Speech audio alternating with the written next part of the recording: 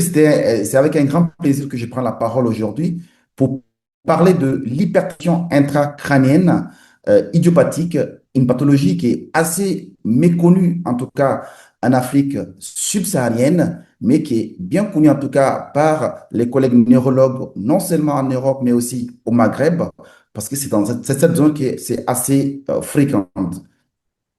Donc, je vous propose ce plan pour bien mener, bien sûr, cette présentation. Je vous propose ce plan de présentation et tout début, je vais commencer par ces cas cliniques. C'est le seul cas clinique que je vais vous présenter qu'on va traiter au fur et à mesure et jusqu'à la fin de la présentation. Il s'agit de Madame H, 27 ans, qui nous avons reçu en consultation pour des céphalées évoluant depuis 3 semaines, qui sont matinales, invalidantes, ne sont pas calmées par le traitement usuel, associés à des épisodes d'acouphènes et aussi des nausées sans vomissement.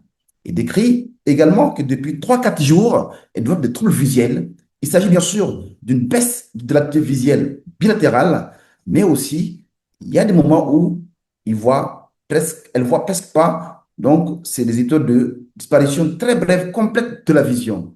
Et comme bien sûr, facteur de cardiovasculaire, on est une obésité et aussi cette patiente-là, elle est sédentaire.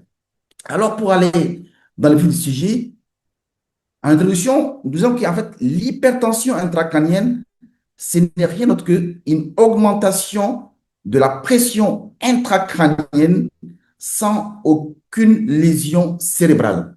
Donc, quand on prend la forme idiopathique que nous présentons aujourd'hui, c'est une augmentation de la pression dans le cerveau sans aucune lésion du cerveau. Donc, il n'y a pas de tumeur, il n'y a pas d'abcès, il n'y a pas d'AVC. Et on voit que même les vaisseaux, il n'y a pas d'occlusion, bien d'une thrombose veineuse qui empêche bien sûr la sortie du sang veineux qui peut créer une hypertension intracrânienne. Également aussi, on fait une ponction lombaire et on analyse le LCR. Il n'y a rien du tout. Il n'y a pas de méningite calcématoseuse, mais également aussi, il n'y a pas d'inflammation ni de synthèse intratécale.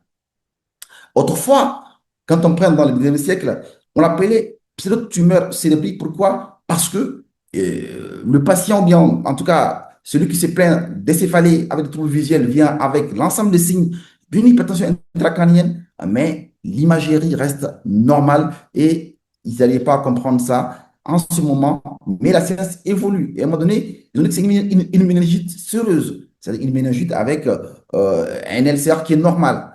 Et ça évolue encore. On dit non, c'est une hypertension intracrânienne qui est bénigne, donc qui n'est pas méchante, mais qui peut passer bien sûr avec le traitement qu'on proposait à son temps. Mais aujourd'hui, on utilise le terme idiopathique qui est préféré de façon consensuelle par l'ensemble, bien sûr, de sociétés savantes.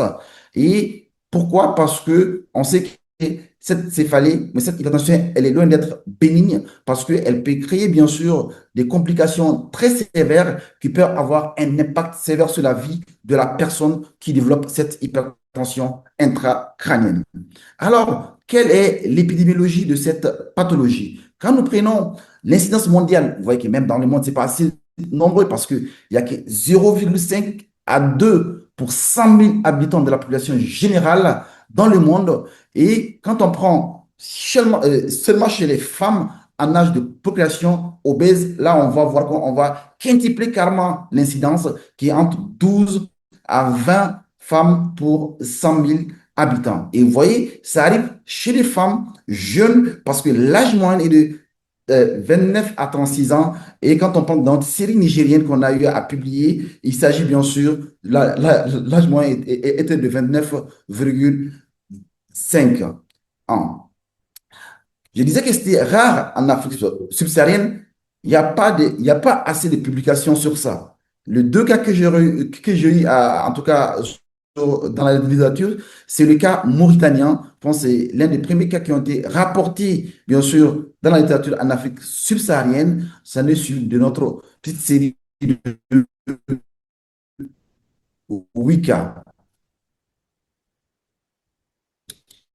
Et quand on prend les facteurs de risque intracrâniens, et nous savons qu'il y a le sexe, parce que c'est majoritairement féminine, le 99%, voire 98% des malades sont de sexe féminin. Éventuellement, il y a des hormones qui vont agir. Donc, également aussi, ces hormones-là, toutes les études qui ont été réalisées n'ont pas montré, bien sûr, l'implication directe de ces hormones féminines, mais aussi masculines, dans la survenue de l'hypertension intracrânienne. Et quand vous voyez dans notre série nigérienne, tous nos 8 cas sont des femmes avec une obésité dont l'indice de masse corporelle moyen était 30,75 dans notre série nigérienne. Et on voit que dans la littérature, ça a été rapporté que chez les femmes obèses, cette hypertension intracrânienne hépatique est 15 à 25 fois plus fréquente.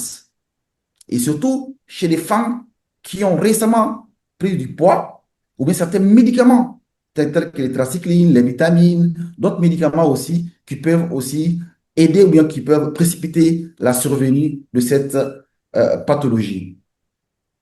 Alors, un petit rappel anatomo-physiologique pour qu'on soit dans au même pied d'information avec les collègues qui me suivent. En fait, je vais essayer de mettre le pointeur en laser. Le système nerveux central, en fait, il y a ce qu'on appelle le liquide céphalorachidien. Cette liquide céphalorachidienne, elle est bien sûr fabriquée au niveau des ventricules latéraux, précisément là où on appelle le plexus choroïde. C'est à ce niveau que c'est créé, c'est fabriqué plutôt. Et ce liquide-là qui a pour rôle, bien sûr, de protéger le cerveau, mais également aussi qui permet, bien sûr, au cerveau d'être un peu plus en tout cas protégé, mais aussi ça protège aussi les autres organes tels que les vaisseaux, mais aussi les nerfs crâniens. Ce liquide-là circule dans le cerveau. Et on voit que quand il est sécrété au niveau des plexus choroïdes, ça va aller à travers les ventricules, bien sûr le troisième ventricule, et ça descend vers le quatrième ventricule, et ça va aller soit, bien sûr, au niveau cervical, mais ça va suivre ce qu'on appelle les citernes de base. Et quand il y a une anomalie de fabrication ou bien d'absorption de ce liquide céphalorachidien, ça peut augmenter la pression intracrânienne. Mais également, quand on prend le système de drainage veineux, pour rappel, on sait que le sang artériel apporte le sang au niveau des tissus et ça va drainer au niveau des veines et les veines vont ramener ce sang, en tout cas dépourvu d'oxygène vers le poumon qui va encore recharger ce sang avec d'oxygène et puis redistribuer au niveau des organes. Et le cerveau ne fait pas l'exception, bien sûr, parce que c'est le système artériel qui va faire monter le sang dans le cerveau. Une fois que le sang est utilisé, une fois que l'oxygène est utilisé, le sang est drainé à travers les veines que nous voyons bien ici. Et ces veines qui sont profondes mais aussi un peu superficielles, donc ils vont drainer de la profondeur vers la superficie et ça va aller jusqu'au niveau de veines, au niveau des sinus. Donc ça va être le sinus supérieur qui est là, l'inférieur, mais aussi le sinus transverse qui vont drainer le sang jusqu'au niveau de la veine jugulaire et qui va monter jusqu'au niveau du poumon. Et vous conviendrez avec moi qu'une fois que, bien sûr, il y a un blocus au niveau de ces veines, de ces sinus, qui n'arrêtent plus à drainer le sang comme il le faut, donc le sang va rester stagné dans le cerveau et ça va augmenter la pression intracrânienne qui peut être à l'origine, bien sûr, d'une hypertension intracrânienne et donner les signes classiques. Après ce bref rappel, quand on prend la physiopathologie de cette pathologie, en fait, elle est liée surtout à une augmentation de la pression intracrânienne. Et cette augmentation peut être liée soit parce qu'il y a une anomalie au niveau de veine, la congestion veineuse, et nous savons tous ici que la régulation de la pression intracrânienne reste un système qui est très complexe. Ça varie bien sûr selon les volumes du corps humain, le volume du liquide interstitiel, du liquide cérébral-rachidien, le sang. Donc, du coup, vous convenez avec moi que en fait, l'hypertension intracrânienne est une pathologie qui est multifactorielle. Donc, il n'y a pas une cause spécifique pour nous. C'est cette cause-là qui est à l'origine de l'hypertension intracrânienne. Il s'agit de plusieurs facteurs qui sont associés et qui vont développer cette hypertension intracrânienne idiopathique. Et nous savons bien sûr que la pression veineuse centrale, euh, elle est c'est-à-dire que les normes, c'est entre 4 à 5 mm de mercure. Alors, quand on prend la pression artérielle, les normes, c'est entre 120 jusqu'à 130 mm de mercure, de mercure. Et vous voyez que la pression veineuse centrale, elle est très faible. Donc, il n'y a pas assez de pression. La pression est faible au niveau des veines. Et nous savons que l'obésité va augmenter la pression veineuse centrale. Une fois que la pression veineuse centrale est est majorée, ça va avoir une répercussion, bien sûr, pour augmenter la pression veineuse intracérébrale. Et d'après la littérature, en tout cas, cette pression intraveineuse va être, bien sûr, à l'origine des anomalies au niveau intra-sinusien et qui vont entraîner, bien sûr, un résistement de la lumière des sinus et qui est des sténosinus transverses qu'on va avoir, bien sûr, au niveau de l'imagerie de ces patients. Mais également, on sait qu'il y a une deuxième hypothèse qui est là. C'est quoi? On sait que le liquide céphalorachidien est évacué par plusieurs voies. On a vu la voie lymphatique, cervicale, le granulation des Paccioni, mais également d'autres granulations qui peuvent intervenir pour absorber ces liquides qui est sécrété tous les jours.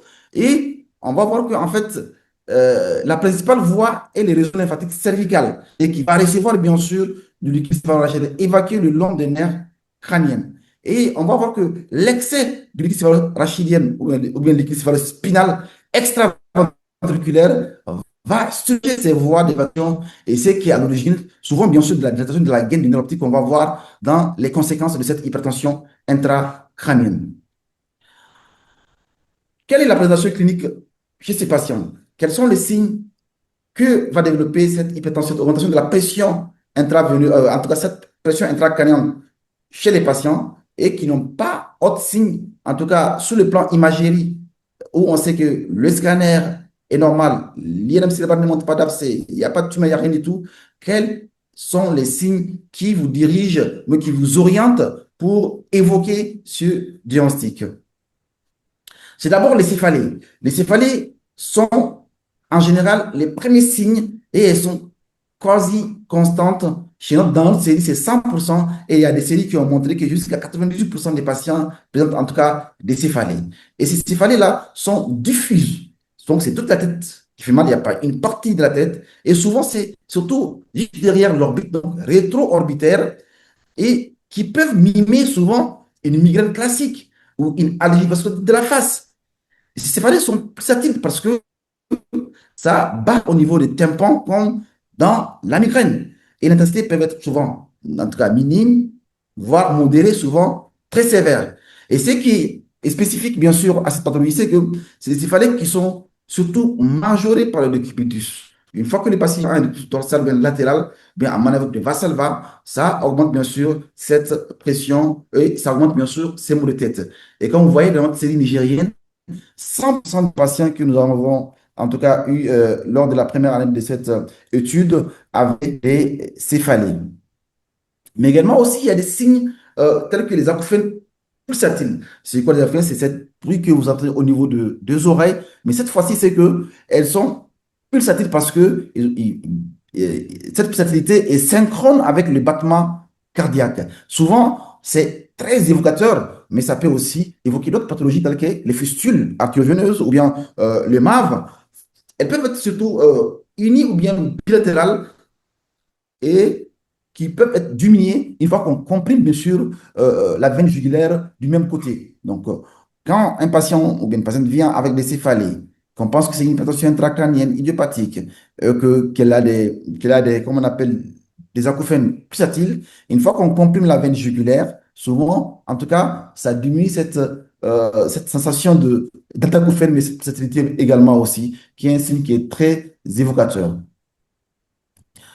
Mais également aussi, les signes majeurs, c'est surtout les troubles visuels. Et ces troubles visuels, ça, vraiment, souvent, c'est le principal motif de consultation. C'est pour ça que la majorité des patients ne viennent pas voir un médecin généraliste. Ils ne voient pas le neurologue, ils ne voient pas l'ORL parce qu'ils ont de l'acouphène. Mais ils vont aller voir un ophtalmologue parce que ça qui va inquiéter les patients et ça commence souvent par des pertes de l'acuité visuelle, donc une diminution de la vision, ok? Mais aussi associé à des éclipses visuelles, c'est une interruption brutale et très brève, en tout cas, de la vision, qui sont surtout positionnées.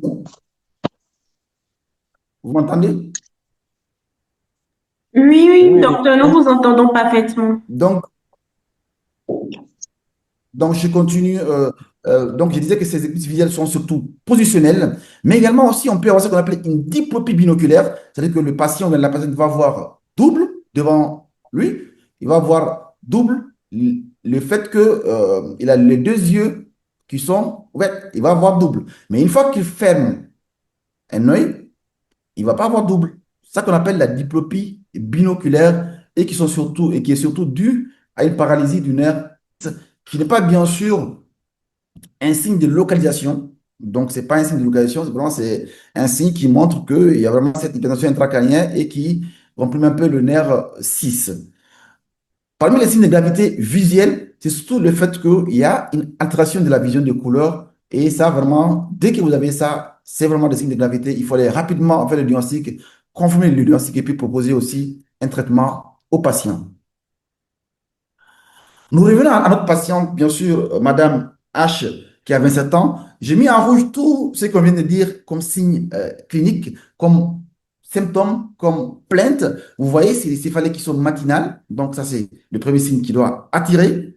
La baisse de la vision, surtout au niveau des deux yeux, œil droit et œil gauche, qu'on appelle les barres, que l'ophtalmologue doit évaluer, mais également aussi l'épisode de disparition complète de la vision brève, ça qu'on appelle les éclipses visuelles. Et c'est un signe qui est très aussi évocateur, également aussi la prise de poids récente, c'est-à-dire on avait calculé l'IMC qui fait 35 kg par mètre carré. Sa tension était normale et la fréquence cardiaque était à 68, était apéritique et il n'y a pas d'autres signes cliniques, il n'y a pas de signes neurologiques. Comment, bien sûr, passer à cette démarche diagnostique chez ces patients une fois que vous recevez les patients, il est devant vous, ou bien il a été transféré par l'ophtalmologue chez vous. Donc, comment vous allez, bien sûr, quelle démarche vous allez suivre pour poser les diagnostics de cette hypertension intracrânienne idiopathique? J'ai utilisé ce papier qui prennent de guidelines c'est un consensus, bien sûr, dans la prise en charge mais aussi le traitement et également aussi le diagnostic de cette pathologie. D'abord, vous voyez cette patiente qui vient chez vous, en général, dans 100% des cas, l'examen neurologique est normal. Donc, il n'y a pas de déficit moteur, pas de déficit sensitif, pas de syndrome cérebelleux, OK? Et il n'y a pas d'autre atteinte des pertes crâniennes en dehors du nerf 6. OK? Le nerf 6 qui est le nerf abducens qui peut donner surtout une paralysie du regard vers l'extérieur, donc en latéral. Ça, vraiment, ça n'a pas de valeur de localisation pour dire que c'est un signe déficitaire neurologique. Jusque-là, tout va bien. Et le patient va voir l'ophtalmologue en général. En tout cas, dans notre série, 100% des patients ont été transférés, ont été en tout cas référés par les ophtalmologues chez nous en neurologie. Parce que ce qui inquiète beaucoup les patients, c'est surtout pas les céphalées. En général, c'est surtout la baisse de la vision. C'est cette diplopie, c'est cette double vision couleur. Et ça qui les inquiète. Et dès qu'on parle de ces troubles-là, ils vont aller voir logiquement un ophtalmologue et non un médecin généraliste, et non un ORL, et non un neurologue. Ce qui est logique.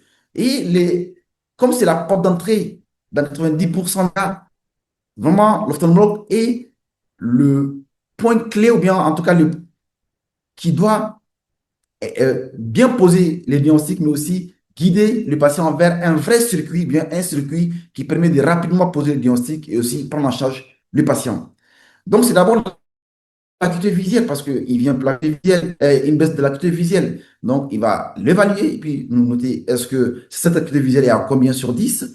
Est-ce que c'est à 1 sur 10, l'œil droit, l'œil gauche, est-ce que c'est symétrique? Est-ce qu'il y a une atteinte de la vision des couleurs? Est-ce qu'il y a une paralysie de l'optométricité? Ça, c'est les neurologues peuvent le voir, les médecins généralistes peuvent le voir, l'ORL peut le voir. Tant qu'on est médecin, cette paralysie, elle est facile à diagnostiquer. On le voit très bien à ces niveaux-là. Donc, cette paralysie lunaire 6. Également, le moment clé pour l'ophtalmologue, c'est surtout le fond d'œil. Et le fond d'œil, ça va permettre bien sûr de voir s'il y a un édème papillaire qui est surtout bilatéral. En tout cas, dans la majorité des papiers qui ont été publiés, le 90% des patients qui développent ça, ils ont un édème papillaire qui est surtout bilatéral et non unilatéral.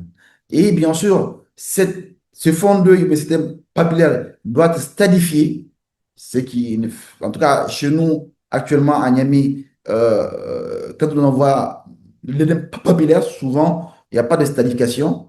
Dans notre série, je pense qu'il y a un seul patient qui a bénéficié de ça, où ils ont diagnostiqué que c'était au stade 4, ils nous ont envoyé. Tous les autres patients, il n'y a pas cette question de Friesen qui permet bien sûr de voir si c'est une personne qui est fulminante ou il faut faire une personne plus rapide. Je pense que le temps que l'ophtalmologue aussi, il peut faire l'OCT qui va permettre de bien voir comment on appelle, et cet édème papillaire, mais aussi l'impact sur les nerfs optiques et aussi au niveau de la rétine. Il peut l'envoyer chez nous pour qu'on puisse poursuivre la lapidation ou bien si lui, il peut demander une neuroimagerie pour compléter rapidement le bilan. Et le TT, soit s'il peut le faire tout de suite, oui, il le fait, mais s'il faut un rendez-vous long, je pense que le CT ne doit pas traîner, bien sûr, la suite de la prise en charge. Et une fois que le patient, une fois qu'on pose le diagnostic de l'édème papillaire, le patient ou bien la personne doit bénéficier, en tout cas, d'une neuroimagerie et de préférence, ce qui est indiqué, c'est surtout l'IRM cérébral. Et l'IRM cérébral a deux buts.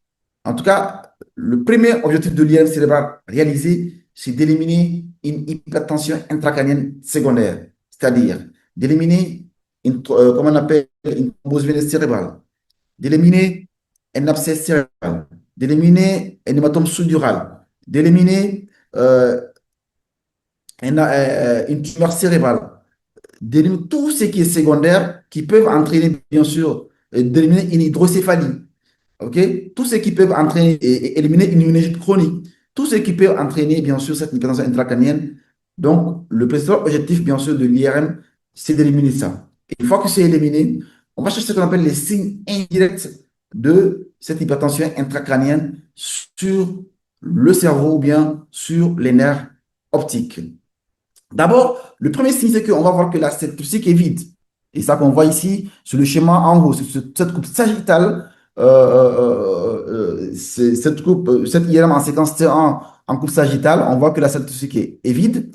Mais aussi, le deuxième signe, c'est surtout la tortuosité des nerfs optiques, le fait que le nerf optique est un peu tortueux. Donc, ça fait de zigzag, si je peux m'exprimer ainsi.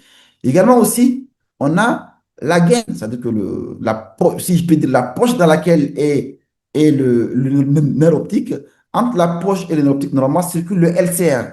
Et on voit que ça va augmenter des volumes. Donc, du coup, on va voir que cette gaine-là est dilatée et on arrive à percevoir, bien sûr, le LCR à ces niveaux. C'est ce qu'on appelle la dilatation de la gaine optique. Mais également aussi, on a un aplatissement du globe oculaire. Et de façon postérieure, on le voit très bien ici, ok? Cet aplatissement du globe oculaire, qui sont des signes indirects, en tout cas sur l'IRM du parenchyme cérébral. Et à ce niveau-là, on n'a pas besoin d'injecter. Bien sûr, l'injection, ça va éliminer les autres causes possibles. Mais également aussi, l'injection, ça permet de faire ce qu'on appelle l'ARM.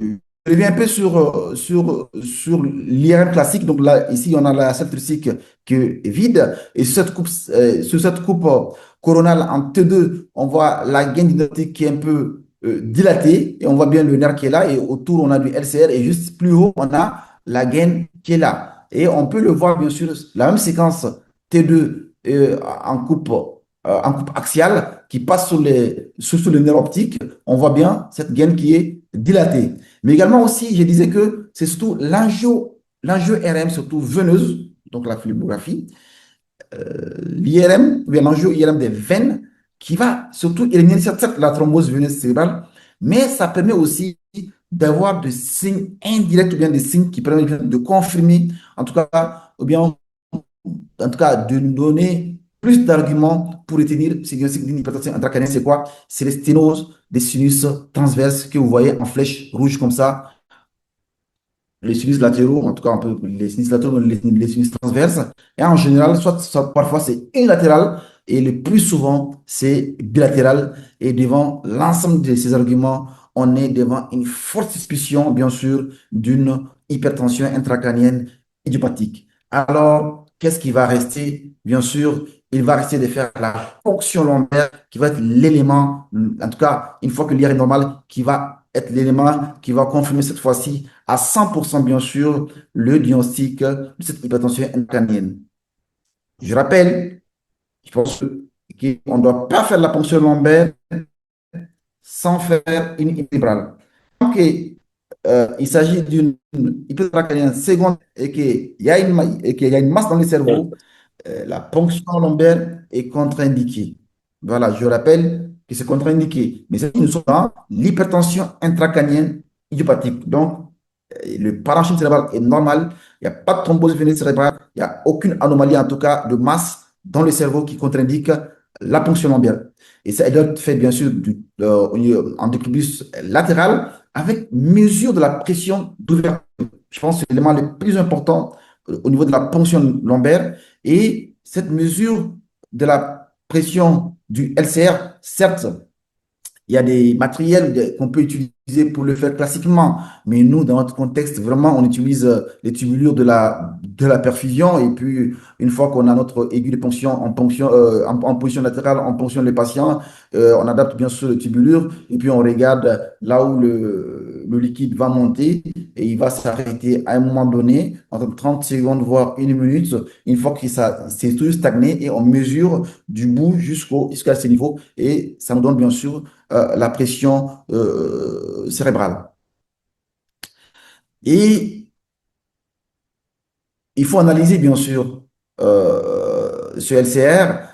Donc, éliminer ce qui est inflammatoire, infectieux. Donc, on fait bien sûr les protéines, les cellules, et aussi la glycérol qui va être normale dans cette pathologie.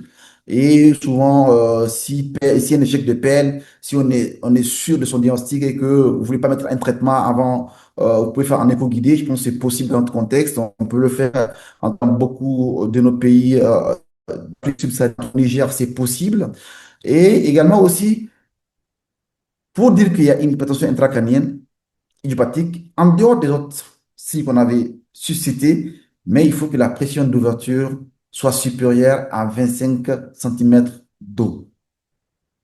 Et une fois qu'on a l'ensemble de ces signes, il y a des critères diagnostiques qui permettent bien sûr d'avoir si c'est une hypertension intracrânienne possible, probable, tout ça, on va les voir. Mais en gros, ce que je vais résumer, après les céphalées, les baisses d'acuité visuelle, c'est la consultation en ophtalmo qui va voir l'édème papillaire et également aussi qui va demander la neuroimagerie qui va éliminer les hypertensions intracrâniennes secondaires et également aussi le patient va être envoyé pour faire la ponction lombaire et qui va bien sûr confirmer le diagnostic avec une pression d'ouverture qui est supérieure à 25 mm de mercure, et 25 cm d'eau, mais également aussi l'analyse du LCR qui est normale.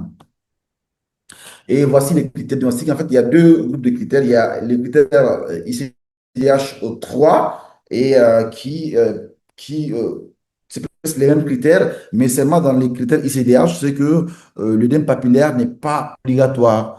On peut avoir soit l'œdème papillaire ou bien l'acouphène pulsatile. Mais quand on prend dans les critères de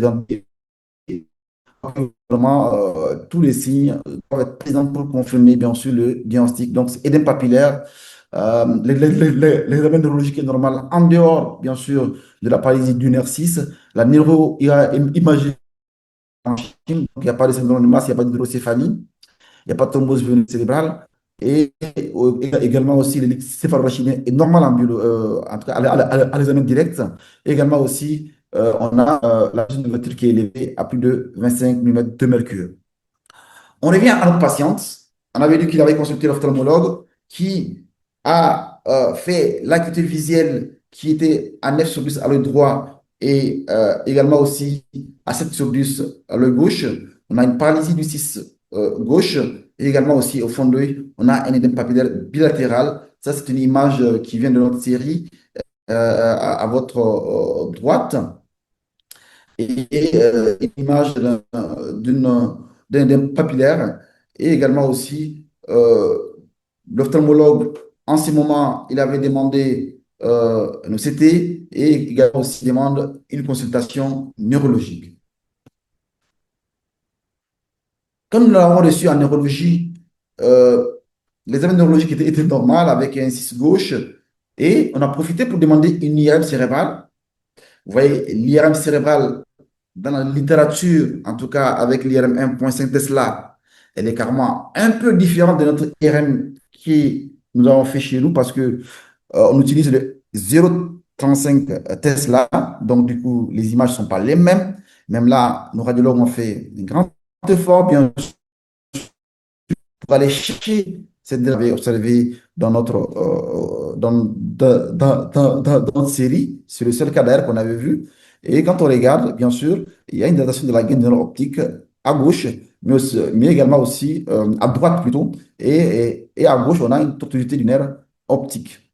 Et on voit que c'est un peu aplati également aussi comment on appelle le globe oculaire.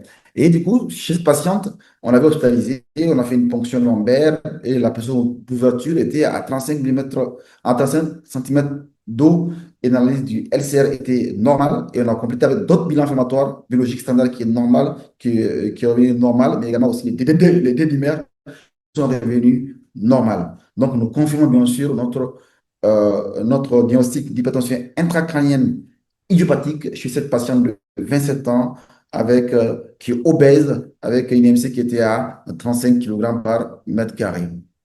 Maintenant, quel traitement nous pouvons proposer à cette patiente?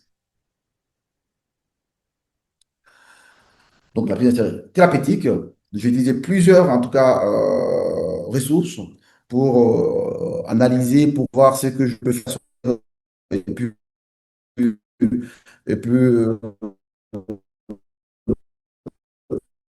peut-être Galen International, il y a également aussi l'assist de Galen de la Chine, d'autres aussi qu'on va voir après.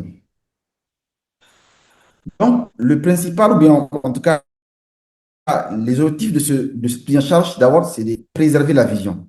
Je pense que je ne l'ai pas dit avant, mais le principal complication de l'hypertension intracrânienne idiopathique, c'est la cécité. Et pour traiter, notre premier objectif, c'est surtout c'est de préserver la vision de cette patiente qui a 27 ans et qui a plein de choses à réaliser devant elle, en tout cas dans sa vie future. Soulager les symptômes cliniques, donc les céphalées avec les acouphènes pulsatiles, et aussi, bien sûr, les mesures diagnostiques pour la perte de poids. Nous allons commencer, bien sûr, par présenter cet article ou bien cette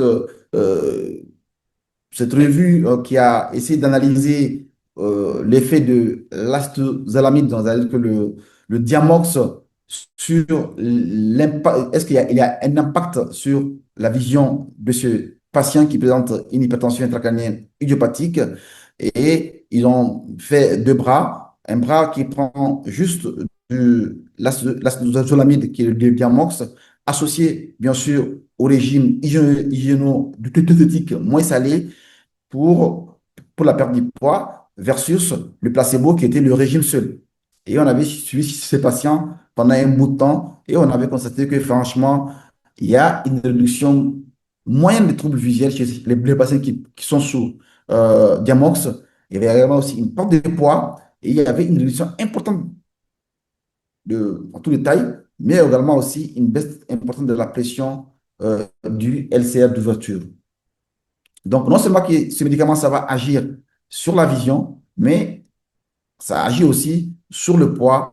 Et du coup, une fois que le poids est diminué, la pression veineuse centrale va aussi diminuer et ce qui va avoir un impact également sur la pression veineuse centrale, tout en sachant que ce médicament, ça agit surtout au niveau des plexus choroïdes en diminuant bien sûr la sécrétion du LCR. Également, toujours dans le traitement de l'hypertension intracrânienne, il y a eu des études pour tester bien sûr le topiramate, qui est un médicament anti-épileptique, mais qui a un effet bien sûr sur la sécrétion du LCR, mais aussi qui a un effet sur le poids. Et ils l'ont comparé bien sûr au Diamox dans une étude ouverte. Et l'étude a montré à la fin qu'il n'y a aucune différence, en tout cas pas significative, entre le Diamox et aussi le topiramate en tout cas dans le résultat chez ces patients, dans la baisse, bien sûr, dans le contrôle de la vision. Donc, ce sont ces patients qui ont retrouvé leur vision sous topiramate comparativement, bien sûr, à ceux qui sont sous Diamox, mais également aussi, ces patients ont plus perdu du poids, OK? Et ceux qui sont ceux qui sont sous topiramate comparé à ceux qui étaient sous Diamox. Donc, les bénéfices qu'apporte le topiramate, c'est surtout une perte de poids, en tout cas marquée, et qui va bien sûr diminuer cette hypertension intracrânienne et puis qui va nous aider, nous, en tant que neurologue, en tant que praticien, neurologue, ophtalmologue, pour préserver la vision de ces patients. Donc, en résumé, sur le plan médicamenteux, c'est surtout un premier choix chez ces patients, après avoir posé les diagnostics, c'est surtout le Diamox, donc l'acétozolamide, dans une posologie de entre 500 à 1000 mg par jour, au max, en tout cas de façon progressive, on peut monter jusqu'à 4000 mg par jour. Et il faut tenir compte des effets indésirables qui sont surtout les paresthésies, les pertes de poids, mais aussi l'hypocalémie. Donc, je vois que dans beaucoup de centres, ce qu'on fait, dès qu'on met le diamox, on associe avec du potassium. Mais dans les recommandations, actuellement, vraiment, c'est pas du tout recommandé à 100%, mais ça dépend des centres. On peut mettre le diamox avec une surveillance du lunogramme sans mettre de façon systématique le potassium. Mais également, le topiramate peut être mis, en tout cas, en second choix. Et on sait que ce médicament comme bien sûr le léviamox sont des inhibiteurs de l'anhydrase carbonique et ça va diminuer bien sûr la sécrétion du LCR, mais l'effet de plus du glutamate, c'est que ça va diminuer plus le poids que le diamox. Et la dose est de 25 à 50 mg et progressivement jusqu'à 100 mg par jour. Effet désirable, troubles cognitifs, perte de poids, les glucones à angle fermé, mais on sait que aussi que c'est tératogène et chez les patients qui sont en âge d'éducation. Donc, il faut faire attention et puis aussi en parler avec la patiente, que c'est vraiment tératogène et que pendant ce moment-là, il ne faut pas tomber enceinte. Également, il y a des études qui ont montré l'effet des diurétiques tels que la furosemide, mais en tout cas, c'est moins utilisé dans notre contexte et dans plusieurs centres également.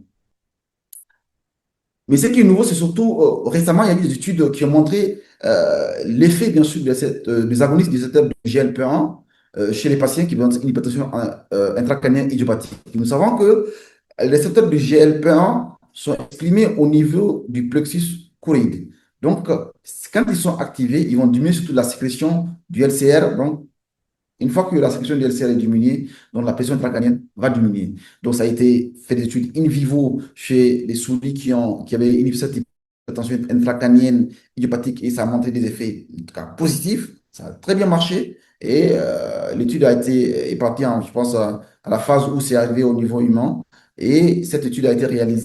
Il y a eu plusieurs études, hein. J'ai pris juste cette étude-là en 2023. Après ça, il y a eu des études qui ont montré l'efficacité de ces médicaments, bien sûr, ces agonistes du récepteur du GLP-1 chez les patients présentant une hypertension intracrânienne. Il s'agit bien sûr de l'exénatide versus placebo. Donc, le placebo, c'est qu'ils n'ont rien de nos patients, juste une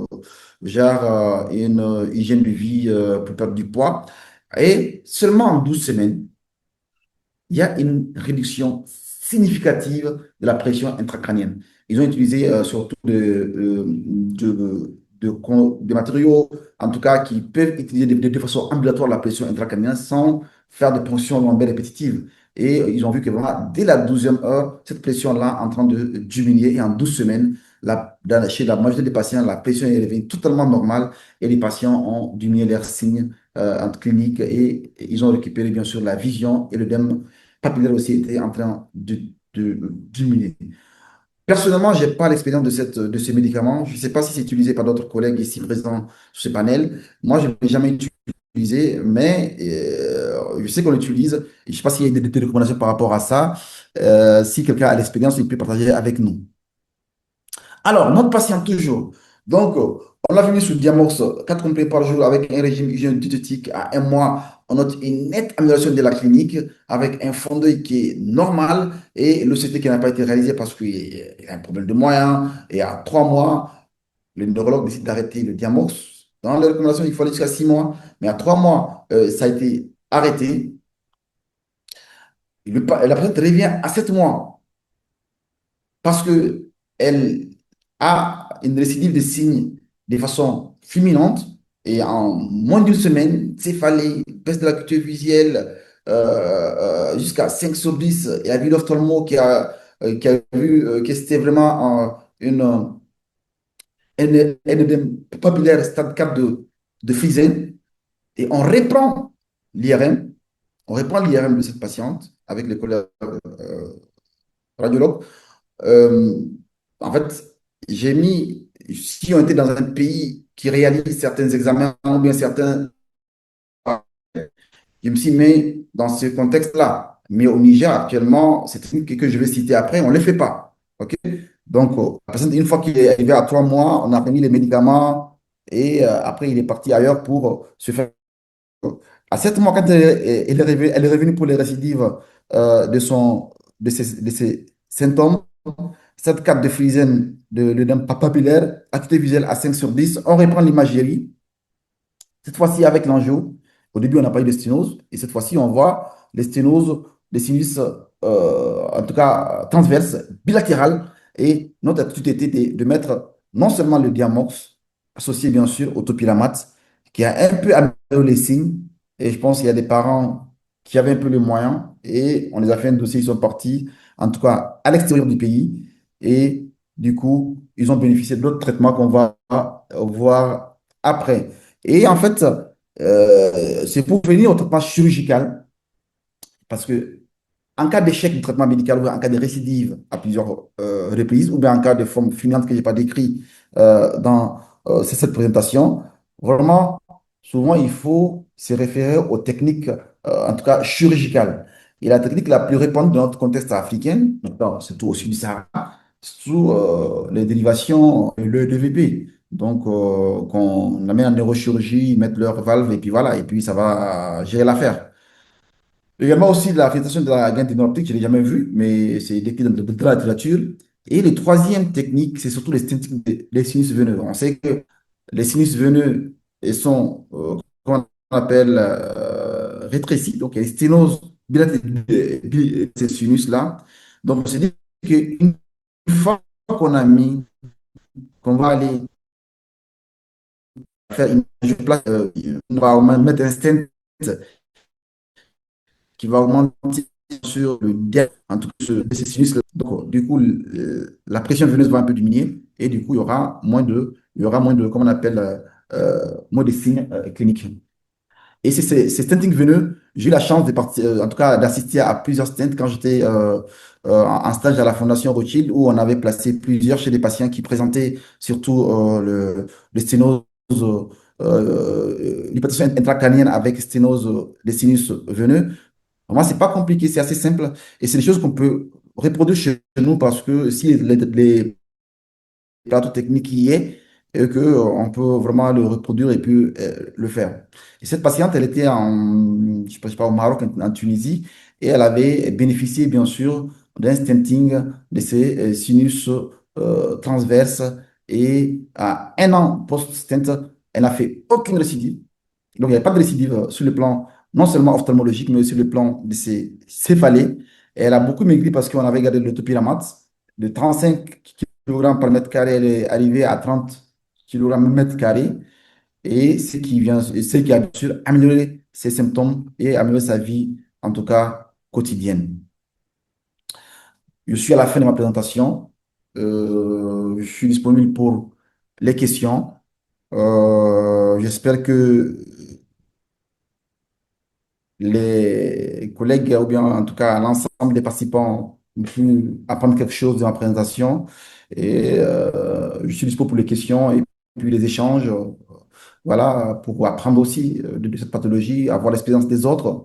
Et je vous remercie pour votre attention. Merci infiniment à vous, docteur, pour cette magnifique présentation riche en contenu et d'une grande valeur pédagogique. Nous allons à présent passer à la phase des questions-réponses comme précédemment annoncé. Donc, pour intervenir, il vous suffira de lever la main. Je me ferai un plaisir de vous céder la parole et merci de vous présenter brièvement avant d'exposer votre question ou votre remarque. Et aussi, merci de bien vouloir baisser la main à la fin de votre intervention pour faciliter la gestion de cette phase. Alors, Monsieur Poira, vous avez la parole.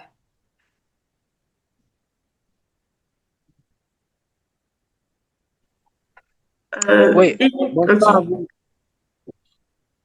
Bonsoir. Bonsoir, bonsoir, monsieur. Ok, c'est Monsieur Kouaï Jude. Je suis infirmier en spécialité de médecine d'urgence au Bénin. D'accord. Merci au professeur pour la présentation. J'ai cru comprendre que le sujet, c'est hypertension intracrânienne idiopathique. J'ai rejoint la réunion un peu en cours. Peut-être il a eu à aborder ça, je ne sais pas. C'est par rapport à la différence avec l'hypertension intracrânienne organique, et surtout du point de vue sémiologique. Parce que dans la présentation, le professeur a mis l'accent sur les nausées et les céphalées et la baisse de l'acuité visuelle. Est-ce qu'en temps, il y a une différence sémiologique avec l'hypertension intracrânienne idiopathique où on parle souvent de vomissement qui peut calmer les douleurs?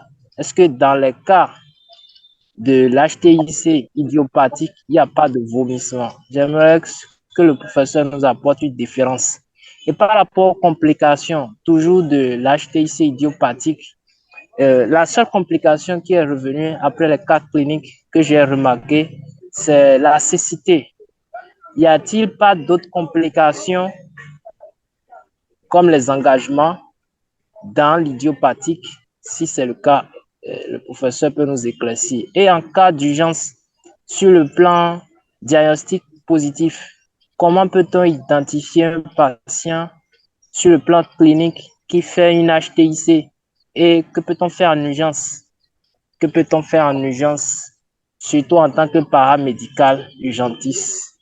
Ce sont mes trois questions. Merci à vous. Merci à vous, monsieur Poirin, pour vos différentes questions.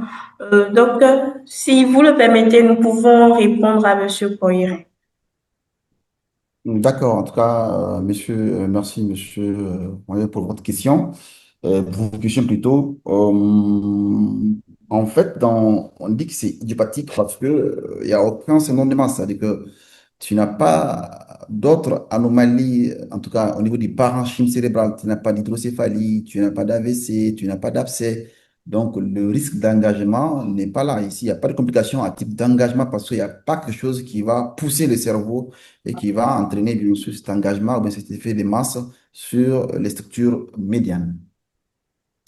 Également aussi, cette hypertension intracrânienne a presque les mêmes signes cliniques que les autres hypertensions intracrâniennes, avec les nausées, les vomissements, mais le souci, c'est que dans cette hypertension intracrânienne idiopathique, tu n'as pas de déficit moteur, ok, tu n'as pas de convulsions, tu n'as pas d'autres atteintes d'hypercrânienne en dehors de 6, ok, tu n'as pas de troubles sensitifs, tu n'as pas de syndrome cérébelleux, ok, donc il n'y a pas d'autres signes cliniques, en tout cas neurologiques, ou bien d'autres symptômes tels que comme on l'appelle, le patient qui va venir pour un déficit moteur d'un corps. Donc, tout ça, tu n'as pas ça dans cette hypertension intracrânienne idiopathique.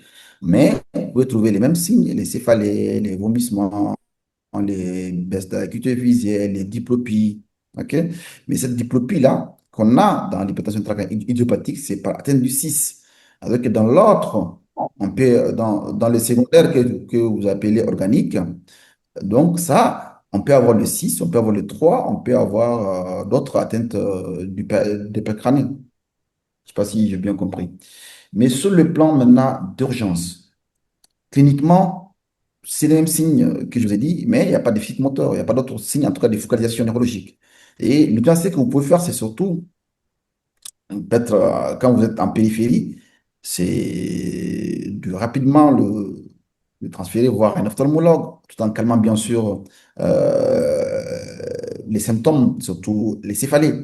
Et s'il y a cette baisse d'acuité visuelle, en général, les patients passent voir les ophtalmos avant de voir les autres collègues médecins, les autres spécialités. Mais au cas où vous êtes dans votre, comment on appelle, en péri de votre pays, et que un patient qui vient, qui présente les mêmes signes avec une baisse de l'acuité visuelle, des céphalées et des vomissements, vous pouvez le calmer et puis surtout le transférer rapidement voir un ophtalmo, un neurologue, en tout cas un spécialiste qui permet de poser bien sûr le diagnostic rapidement et aussi traiter. Maintenant, ce qui n'est pas recommandé, en tout cas souvent dans le contexte africain, on peut essayer de le faire, c'est je parle en tant que parce qu'on a les mêmes réalités, en tout cas en Afrique du Sud du Sahara. Ce qu'on peut faire, c'est que souvent, c'est que les collègues ophtalmologues font, une fois qu'ils ont vu l'édème papillaire bilatéral, et ils mettent directement le traitement par le diamox avant de transférer. Mais dans les recommandations, c'est qu'on ne met pas le traitement, on amène d'abord, il va avoir comme les neuros, il va faire sa neuroimagerie, il va faire sa ponction lombaire, et on a la pression d'ouverture, et puis en ce moment, on met le diamox. Ça, si c'est dans les 24 heures qu'on peut avoir tout ça, oui. Mais s'il faut attendre un mois, même 2 mois pour avoir un neurologue, pour avoir une neuroimagerie, moi, en tout cas, je suis tout à fait d'accord avec mes collègues ophtalmo de l'intérieur qui, souvent, ils mettent le diamox une fois qu'ils ont ces euh, édèmes bilatéral et puis ils vont le transférer ou bien en tout cas pour voir un neurologue pour la suite de la prise en charge. Je ne sais pas si j'ai répondu à vos questions. Ok, merci infiniment, docteur. Monsieur Poiré, Merci. Ouais, merci pour les réponses. J'avais aussi une dernière question. C'est par rapport au traitement. J'ai vu dans la diapositive du traitement que les antiépileptiques aussi sont utilisés. J'ai pas bien suivi la partie. J'aimerais comprendre pourquoi les antiépileptiques dans la thérapeutique. C'est tout. Merci beaucoup à vous. En tout cas, merci pour vos questions qui sont pertinentes, hein.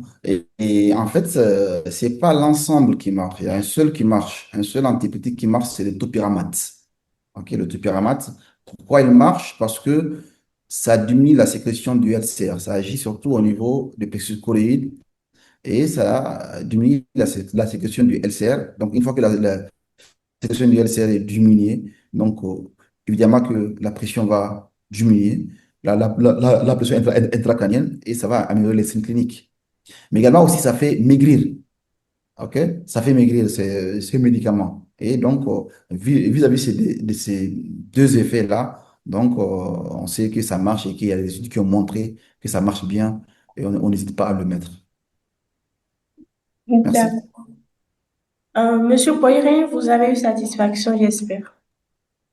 Oui, merci beaucoup, madame. C'est bon. Merci au docteur. Merci à vous. Merci infiniment, docteur, pour tous ces éclaircissements par rapport aux questions de Monsieur Poiré. Dans la discussion, nous avons eu quelques questions, dont la première, l'utilisateur de la marque Techno voudrait connaître la raison pour laquelle vous avez demandé les 10 mères au niveau du traitement, si je ne me trompe pas. Et ensuite, la deuxième question, quelle est la durée du traitement avec le diamous? D'accord, OK. Bah, en fait, dès dimanche, vraiment, on a demandé de façon classique, quand ça fait partie du bilan général, quand un patient qui vient pour ce genre de situation, des céphalées, type hypertension intracrânienne, on sait que quand les D-dimères sont élevés, c'est-à-dire que c'est pas spécifique ni pour dire que pour éliminer une thrombose veineuse cérébrale, l'angioscan scan ou bien l'angios IRM, en tout cas, veineuse va monter s'il y a une thrombose ou pas. OK? Donc, vraiment, c'est avant d'avoir l'imagerie, là, c'est en ce moment qu'on avait demandé les DMR. Parce que pour avoir l'imagerie, souvent, ça prend du temps dans notre contexte. Du coup, on avait demandé les DMR, on a éliminé tout ça. Et puis, on a fait l'imagerie, on a fait la ponction lombaire, et puis on a mis les deux.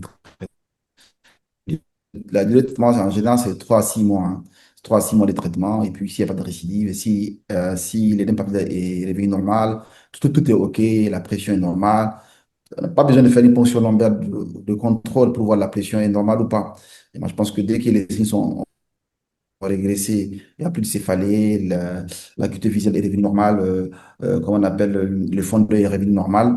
Et à 3 à 6 mois, on peut arrêter le traitement, le Diamox. D'accord. Merci infiniment, docteur, pour ces éclaircissements. Ensuite, nous avons docteur Ibrahim qui vous remercie pour la brillante présentation et voudrait savoir la corrélation entre les sténoses des sinus veineux que vous avez découvert plus tard dans les investigations chez la patiente et l'hypertension intracrânienne. D'accord, ok. Je pense que, je ne sais pas s'il avait suivi la présentation depuis le début. Et dans la physiopathologie, en fait, on dit que c'est une physiopathologie qui est surtout multifactorielle. Et quand on prend sur le plan, surtout sur le plan d'évaluation du LCR, on sait qu'il y a un problème au niveau de l'absorption, qui est un facteur, mais également aussi au niveau des sinus veineux, on sait qu'à ces niveaux-là, une fois que la pression intracrânienne, la pression intraveineuse augmente, ça va entraîner une augmentation de la pression veineuse intracrânienne. Et cette pression intraveineuse, en tout cas intracrânienne, qui va surtout entraîner, surtout que c'est au niveau des courbures, de descente du sang veineux pour aller vers la veine jugulaire. Et c'est à ce niveau-là souvent il y a des, comment on appelle, des éléments qui vont rétrécir, en tout cas en interne, qu'on appelle les sinus. Donc, c'est pas une compression qui est externe, donc c'est une sténose qui est en interne, en intraveineux et qui sont dues surtout souvent à des vélocités et qui peuvent rétrécir. Et on sait que s'il y a un rétrécissement, bien sûr, de ces sinus veineux, ça va impacter aussi pour augmenter, bien sûr, pour augmenter la pression intracrânienne parce que le sang n'est pas totalement drainé et du coup, ça va rester stagné un peu. En tout cas, parfois, ça va augmenter la pression parce qu'on sait que la pression veineuse doit pas être supérieure à 5 mm de mercure. OK? Alors que dans ce genre de situation, j'ai eu la chance de le faire à la Fondation Rothschild, on mesure la pression veineuse pré-sténose et post-sténose. Et quand on mesure, on va voir qu'il y a carrément cette différence nette, cette pression en tout cas, pré-sténose en quittant bien sûr la veine jugulaire pour monter. Donc, avant la sténose, en ce moment, la pression souvent elle est normale. Et quand on va un peu plus loin, on met on met, comment on appelle, notre cathéter un peu plus loin du sténose. Et quand on mesure la pression, on voit que la pression aussi est très élevée, qui peut aller souvent jusqu'à 8 mm de mercure, souvent 9, 10. Donc, c'est toute cette différence-là qui permet de poser l'indication de poser les stents. Mais si chez ces patients-là, on mesure la pression veineuse pré- et post-sténose et que c'est normal, il n'y a pas une différence, ben, il n'y a pas d'indication à poser ces stents. Donc, c'est toutes ces études-là qui ont montré, bien sûr, la corrélation, en tout cas, l'impact de ces sténoses-là sur la pression intraveineuse et qui va augmenter aussi la pression intracrânienne de façon conséquente. D'accord. La deuxième question, c'était quoi? Diamox, je n'ai pas compris, c'était quoi la deuxième question? Non, nous avons déjà eu à répondre à cette Ah, question, la d'accord. durée du Ok. diamant. Ok. Ok, Monsieur Moussa, vous avez levé la main, vous avez la parole. Monsieur Moussa Abdel Shafi. Et merci beaucoup pour la parole accordée. Nous sommes Abdelchaf et Moussa Bakar. Nous vous suivons depuis le Tchad. Cependant, nous encourageons d'abord cette initiative et nous tenons à remercier notre cher maître, Dr Zakaria, Cependant, nous avons des préoccupations concernant cette webinaire. La première, on aimerait savoir la relation entre les surpoids et les HT idiopathiques. Et en deuxième lieu, nous tenons aussi à savoir qu'en est-il des traitements corticoïdes, de corticothérapie dans les HT idiopathiques. Et merci beaucoup. D'accord, merci beaucoup, cher ami Monsieur Moussa depuis le Tchad. Euh, En fait, la question pour le surpoids, euh, j'avais montré ça au niveau de la physiopathologie. On sait que une fois on est en surpoids, donc on est en surpoids ou bien on est obèse, c'est de façon rapidement obèse. On sait que ça va augmenter bien sûr la pression veineuse centrale, donc la pression veineuse au niveau de l'abdomen, ok. Et cette pression veineuse au niveau central va avoir bien sûr un impact parce que ça va augmenter aussi la pression veineuse au niveau, comment on appelle, intracrânienne. Et d'après, en tout cas, la littérature, c'est ces mécanismes-là qui fait que c'est plus fréquent chez les sujets, en tout cas obèses. Mais néanmoins, on peut le voir chez les sujets moins obèses. Peut-être il y a d'autres situations telles que la sténose de sinus, comme on appelle transverse, les liquides céphalorachidien qui n'est pas bien n'est pas bien absorbé au niveau de vélocité d'absorption, au niveau de la gaine, au niveau des gaines, au niveau cervical, mais aussi également au niveau de l'agglomération des Pacchioni.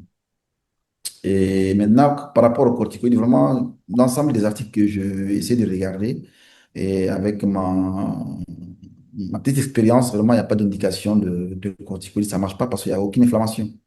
Et tu fais la ponction lombaire, c'est normal. Les protéines sont normales, il n'y a pas de glycorachie, il n'y a pas de cellules, il n'y a rien du tout. Fait, les anticorps sont normaux, il y a rien du tout. Donc, je pense qu'il n'y a pas d'indication de corticoïdes dans cette pathologie. D'accord. Merci, docteur, pour ces réponses. Monsieur Moussa, j'espère que vous avez eu satisfaction. Oui, merci beaucoup, cher maître. Merci. D'accord. Docteur, nous avons docteur Amsatou qui voudrait savoir les autres complications de l'hypertension intracrânienne idiopathique en dehors de la cécité.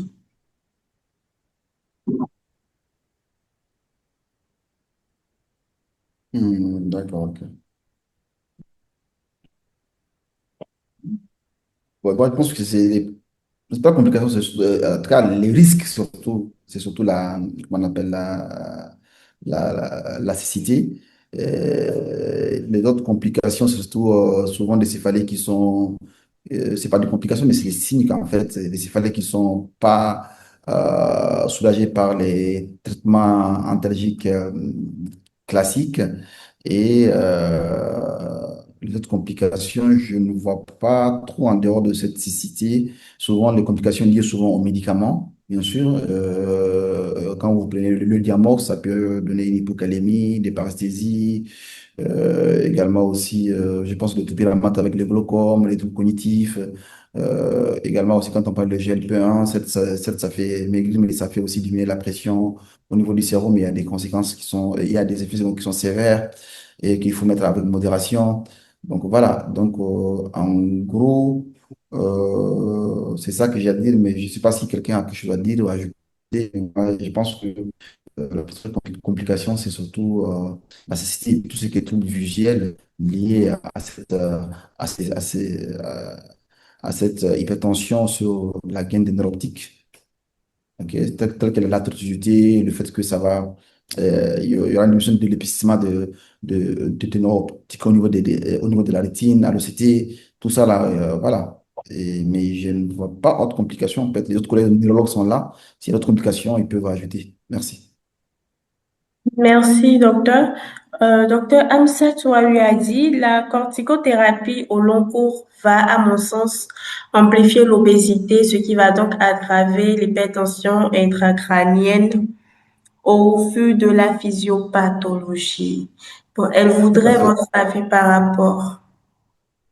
Non, en fait, il n'y a même pas d'indication de corticothérapie ici. Parce que c'est vraiment pas, il n'y a aucune indication de corticothérapie. Toute la littérature ne parle même pas de cette corticothérapie au long cours. D'accord. Ensuite, nous avons Madame Fanami qui vous remercie pour la brillante présentation et sa question est relative au concept idiopathique employé dans le diagnostic de cette pathologie. Elle voudrait savoir pourquoi le choix du terme idiopathique, d'autant plus qu'après investigation, on a trouvé une cause évidente de cette pathologie qui est cette fameuse sténose des sinus veineux.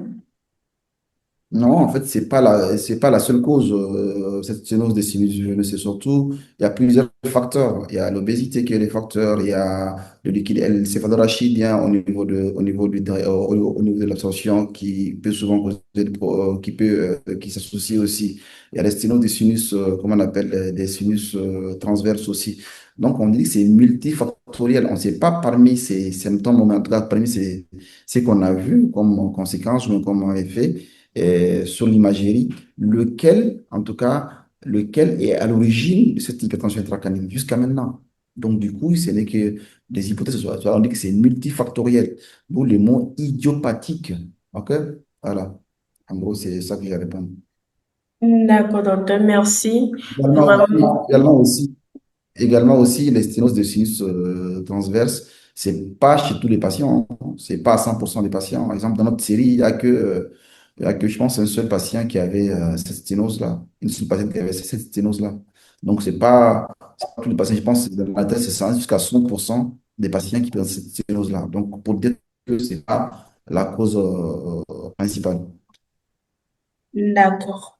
Merci infiniment, docteur, pour cet éclaircissement. Nous n'avons plus de questions en instance ni de main levée. Alors, permettez-moi de vous rappeler que REMA propose des formations certifiantes dans plusieurs domaines de la santé. Nous disposons d'un large catalogue de formations accréditées à l'international, reconnues en Afrique, en Europe et aux États-Unis. Et nos formations couvrent notamment les domaines suivants: le management des établissements de santé, le supply chain management des produits de santé, la santé numérique, la santé communautaire, la santé publique, la nutrition et diététique, la santé sexuelle et reproductive, l'expertise en genre et inclusion, l'épidémiologie, la gestion des projets et programmes de santé, le suivi évaluation des programmes et projets de santé, la sexologie, la dictologie, le marketing digital de la santé, la gestion d'officines de pharmacie et notre mon corps sur l'épidémie MPOS. Alors, un lien sera partagé dans la discussion, un lien qui vous permettra d'accéder directement au catalogue de formation et je vous invite à le parcourir et vous inscrire sur l'une de ces formations suscite votre intérêt. L'équipe Réma reste entièrement à votre disposition pour toute préoccupation ou information complémentaire au plus de 129 01 96 50 81 30. Merci. Euh, alors, Merci à vous. Je vous laisse la merci. parole. Merci, docteur. Je crois que le message est vraiment passé, très bien passé, vu que nous n'avons plus de questions en instance ni de main levée. Je pense que l'éclaircissement est d'ordre. Donc, docteur, selon vous, quel serait l'essentiel à garder en mémoire quand nous parlons de l'hypertension intracrânienne idiopathique? Oui, ce qui est à garder en mémoire, c'est surtout une pathologie qui survient surtout chez les jeunes femmes en âge de procréation, obèses et qui présentent surtout des céphalées et des troubles de la vision. Et que la porte d'entrée, en tout cas, de ce diagnostic passe nécessairement par les collègues ophtalmologistes et qui vont poser le diagnostic d'un édème papillaire et qui vont les stadifier. S'ils peuvent faire l'OCT, il faut le faire et qui vont le transférer voir l'équipe de neurologie qui le prendra en charge, bien sûr, en l'examinant et en faisant de la neuroimagerie qui va être normale et juste des sténoses ou bien quelques signes indirects qu'on a et faire la ponction lombaire qui va confirmer les diagnostics selon les critères. Et également aussi, la prise en charge reste facile parce que c'est des médicaments qui sont accessibles dans notre contexte, en tout cas dans nos contextes d'Afrique du Sud du Sahara. C'est pas cher, donc c'est accessible, c'est pas cher et c'est efficace, en tout cas dans 90% des cas.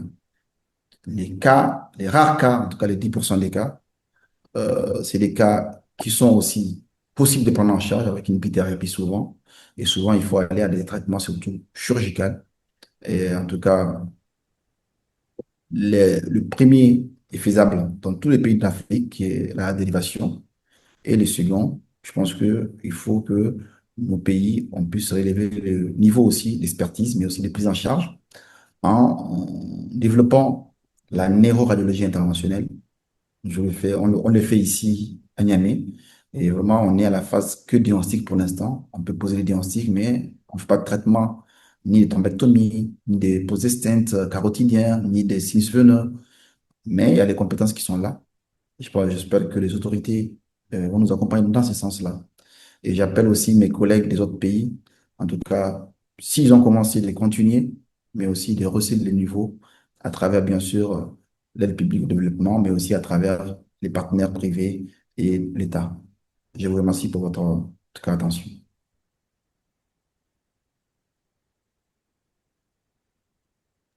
Merci infiniment, docteur. Si vous le permettez, nous avons docteur Amsatou qui a une dernière question, si vous le permettez. OK. D'accord. Euh, Elle voudrait savoir, le laboratoire peut-il nous donner la pression du liquide céphalo-rachidien? Car j'ai entendu parler de la méthode de tubulaire du perf. Non, je pense pas, parce que ça, c'est avant d'aller au labo. C'est soit au médecin généraliste, au neurologue ou bien tout cas, voilà, à l'étudiant de médecine qui fait la ponction lombaire, parce que c'est une fois qu'on fait la ponction lombaire, l'aiguille est déjà dans le canal. C'est en ce moment qu'il faut, bien sûr, adapter tubulure comment on appelle, au bout de l'aiguille de ponction. Et puis, une fois que l'ulcère va monter jusqu'à stagner à un niveau, on attend quelques secondes, 30 secondes, une minute, jusqu'à 3 minutes. Et en ce moment, on mesure et ça qui est la pression. Donc, le labo, vous prélevez dans des tubes et puis vous les envoyez. Donc, il ne peut pas vous donner la pression. D'accord. Merci infiniment, docteur, et j'espère que le docteur Absatou a eu satisfaction. Je tiens à vous réitérer une fois de plus mes sincères remerciements, docteur Mamadou, pour ce cas clinique particulièrement instructif. Et merci à vos chers collègues et participants pour la richesse et la qualité des échanges. C'est avec beaucoup d'enthousiasme que je vous donne rendez-vous pour notre prochain webinaire médical qui aura lieu le samedi 4 juillet 2026 à 9 heures GMT et portera sur l'état de mal épileptique. Merci pour votre attention et à très bientôt pour un nouvel échange scientifique. Je vous souhaite à tous et à toutes une excellente soirée. Merci infiniment, docteur Zakaria. Merci. Allez, au revoir. Au revoir, docteur.